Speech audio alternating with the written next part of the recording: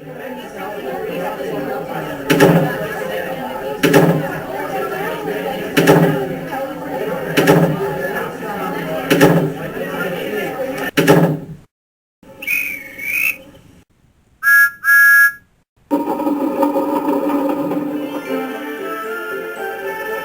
the Tank Engine was having a splendid day. He was making good time with Annie and Clarabelle, and was early at each station. Just like clockwork, Thomas's driver would say. This made Thomas feel very pleased with himself, but he knew that he would not run nearly so well if not for his driver, who Thomas had worked with for years and loved very much. After the day's work was over, Thomas and his driver liked to stop near an old oak tree near the windmill. It was a peaceful spot. Each night, as his driver sat on the fence, looking out over the pasture, Thomas could see that his driver was getting old. He wasn't as young or spry as he used to be many years ago. Soon he would have to retire, which made Thomas feel very sad. Don't worry, Thomas. His driver said. We will always be good friends, no matter what happens. The next morning, Thomas was astonished to find a new driver greeting him in the sheds.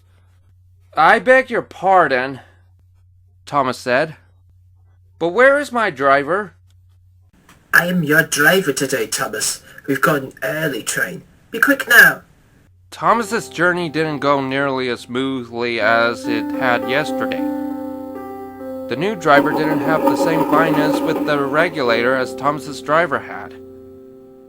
But Thomas was far less worried about the ease of the journey.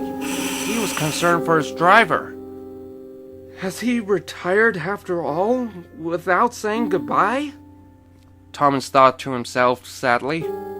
The following morning, and the morning after that, Thomas still didn't see his driver, and he was so busy that he didn't get a chance to find out what had happened. He was beginning to become very frustrated.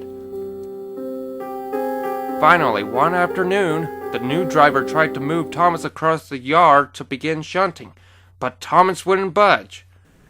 Show wheel, Thomas. The Fat Controller is counting on us. I'm not moving from this spot until you tell me where my driver is! Thomas spluttered. The new driver looked down at his feet. The fireman looked nervous too. Are you certain you wish to know? The driver said. Yes!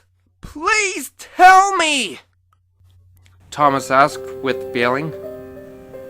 Your driver is very sick, Thomas. Very sick indeed. Thomas's eyes widened. Sick?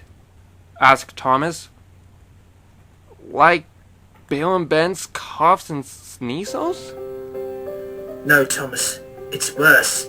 Much worse. The new driver explained everything. Thomas couldn't believe what he was hearing. One word stood out apart from the rest. Terminal. Later that evening, Thomas returned to his sheds feeling depressed. His driver was gravely ill, and there was no way to help. The other engines didn't know what to say or how to make Thomas feel better. For the rest of the week, Thomas was too distracted to attend to his work. He shunted the wrong trucks and stopped beyond the platform.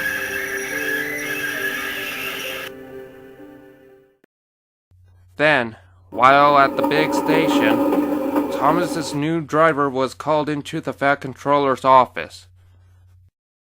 He and the Fat Controller walked back out and approached Thomas slowly.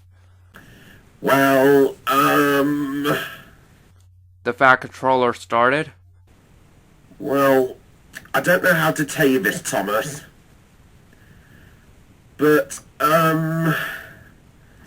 He and the new driver traded nervous glances.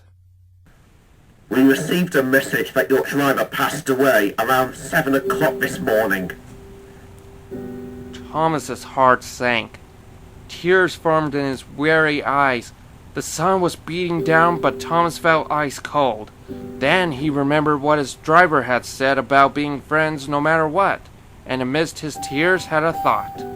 "Sir," Thomas said meekly, I want to honor my driver in some way, but I don't know what that might be." The Fat Controller smiled. He thought you might ask that. "What do you mean?" Your driver has a very specific list of requests for his funeral. He wanted you to pull a special train to carry him to his final resting place. "And where might that be?" A place you know very well. "The old oak tree," Thomas said, smiling. It was only fitting for Thomas's special coaches, Annie and Clarabelle, to be used for the special train. Some of the seats were removed to make way for the casket. Together, Thomas, his coaches, his driver, and family made their way to the old oak tree, where Thomas was able to say goodbye. "I'll miss you," Thomas sighed, and though he felt sad, he also felt happy, because he knew that even though his driver was no longer here, whenever Thomas visited the old oak tree, his friend would still be there to share it with him.